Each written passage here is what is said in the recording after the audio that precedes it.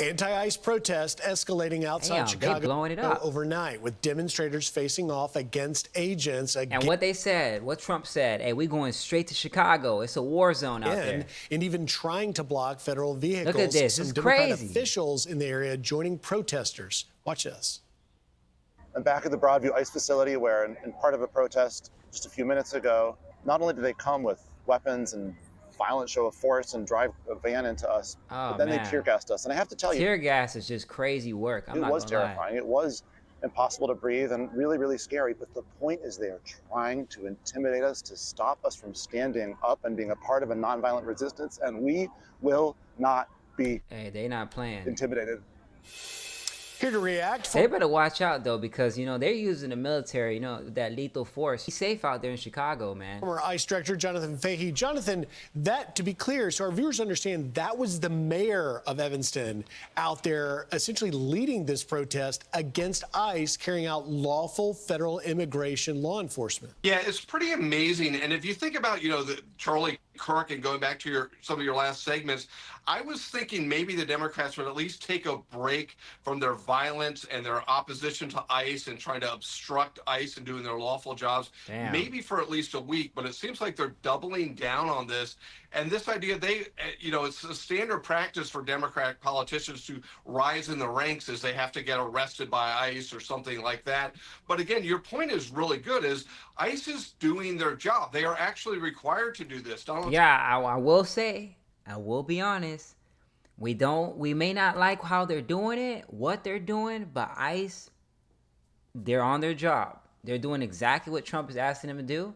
And they're doing a damn good job, I'm not gonna lie. Within the crackdown on taking immigrants off the street, or this right here, this crazy stuff that's going on right now in Broadway, Illinois. Trump is required to do this. And if J.D. Pritzker was actually a leader, he'd stand up for the men and women of law enforcement. He'd stand up for public safety. But he knows basically Listen, National Guard is striking fear in any city that they go to. You know what I'm saying? Trump ain't playing with y'all. I keep trying to say the same thing over and over, but they civilians think it's a joke. When the military get involved, they think it's okay. Path to success in the Democratic Party is with those 58 members of... You think just because you're an American citizen that your own ICE members and your own National Guard won't turn on you? Look at what's happening every single day. People getting restrained.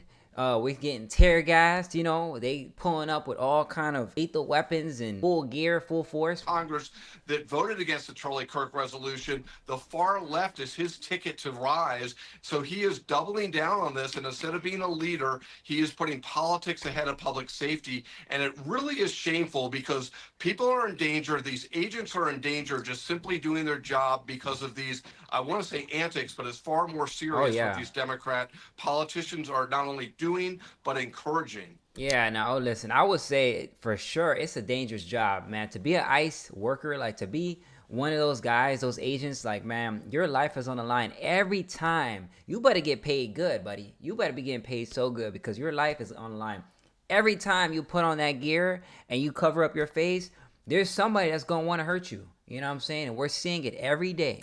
And it's stunning that Democrats are trying to essentially defend Jonathan. I was with ICE in Chicago on day one of this Midway Blitz, and we apprehended, and one of the individuals was convicted last year of the forcible sexual assault of a child under 13. And the American people see this. President Trump, to broaden this a little bit, ran on a mandate to do three things: shut down the border, remove the heinous, violent, criminal illegal aliens, and also rescue the some 300,000 unaccompanied children that the Biden administration lost. And those are goals that they continue to do. It's not getting a lot of play, but we just got yesterday, Jonathan, the latest border numbers for August. And yet again, there are stunning numbers, starting with this: 0 parole releases for 4 straight months. We had hundreds of thousands being released under the Biden administration. 93% reduction in nationwide encounters compared compared to the peak of the Biden administration. The number, by the way, was just over 26,000.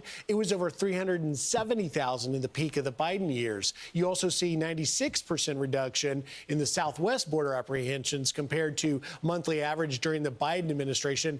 The entire month of August equated to 1 or 2 days under the Biden administration. And then, of course, the seizure of fentanyl, 755 pounds, and then 171 billion collected from tariffs, taxes, and fees, which Democrats don't want to talk about. Your reaction? These numbers are pretty amazing, and it shows a couple things.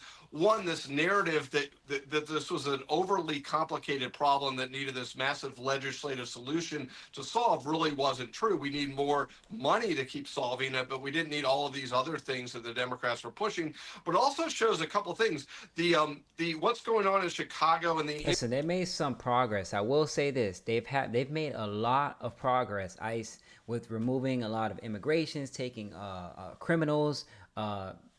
Violent criminals, MS-13 members out of the country. These last couple months, America's been making some good progress, but we've also been doing a lot of damage when it comes to, civil. You know what I'm saying? We've been throwing tear gas at people. Enforcement is very effective in deterring people from wanting to come to the United States, because remember, under the Biden administration, we essentially had they were straining the life out of this guy. de facto amnesty. Once you set foot on American soil, you'd get a phone, and then essentially you were never getting kicked out, and that was the policy of the United States. So now they know if they manage to get here, damn, it's like 6 of them on this one guy. they're getting kicked out. And the fentanyl thing is really important, because 101,000 people a year died of fentanyl overdoses and overall drug overdoses under the Biden administration. Watch that number at the end of this year. They got to get fentanyl out of here, man. They got to figure out a way to remove that, man. Where it's coming from? It's coming from out the U.S. They need to figure out who the sources are and need to eliminate them, man, because we need to get that out of this country. And that will show